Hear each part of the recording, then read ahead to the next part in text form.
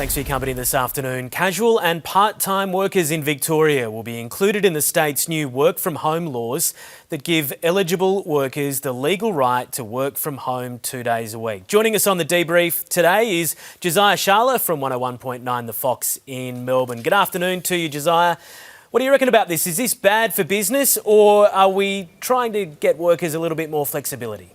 Yeah, good afternoon, Hugh. Hope you're well, mate. I reckon it's bad for business. It's poor for business. The government seem to really try to tell us what to do at the moment. They're loving that. And I think by doing so, they're taking away a lot of the powers from the employers. And another thing is, I think the government, especially Victorian government that are trying to do this, they're trying to look after the working class people. But I actually think it's causing a greater divide, because what you're doing is you're saying to the office people and the people in jobs, maybe even the government jobs as well, hey, you can have your rights to work from home, you can do this and that, but all the blue-collar workers, like, what about us? A truck driver can't go and take 2 days working from home. He's got to be on the roads. Tradies the same. So, yeah, it's not going to work, and it's going to get passed through government. I think she's just trying to keep her own government people happy. Yeah, those houses don't build themselves, do they? David Robinson from 7 News on the Sunshine Coast is with us as well. Robbo, what do you think? Do we need people to get out and get into the office, or do we need to make sure that people have that option to be at home as well?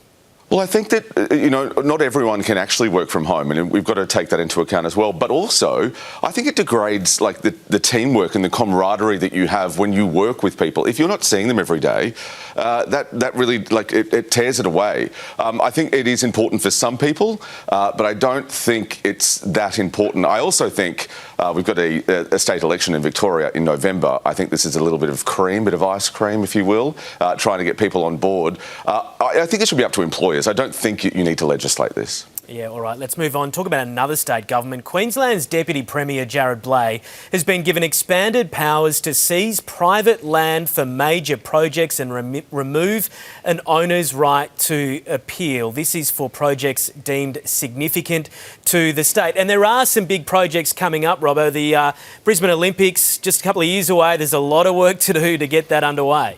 That's certainly true. Look, these kind of powers have been around forever. The government has always had a right to claim back property. I just think we have an infrastructure problem in Queensland anyway.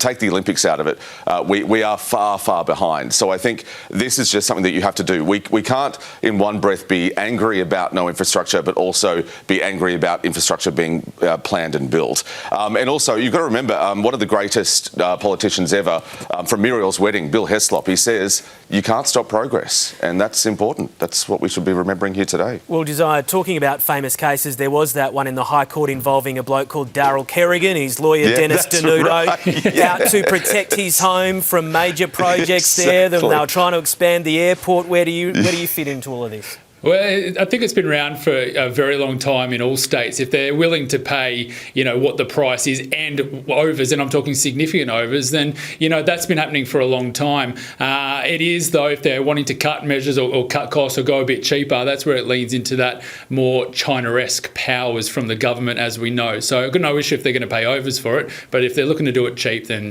not for me. Yeah, Queensland might need to check where it fits in with the vibe of the Constitution, maybe. Yeah, that's right. Hey, moving on. Longevity research is big business, with many nations and billionaires reportedly chasing eternal youth. And one Australian scientist says he's discovered the key to eternal life, but his drug cocktail is confidential while tests continue. It's almost like the 11 secret herbs and spices.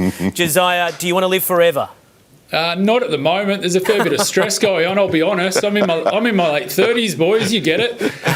If you can freeze time in the early to mid 20s, let's go. I'll live forever. Grab everyone at the same age. If we can all freeze back then, yeah, I'll take that. Now, yeah-ish, but a bit more pressure, I reckon, at the moment, boys. Yeah, Robbo, is it all in or no one's in?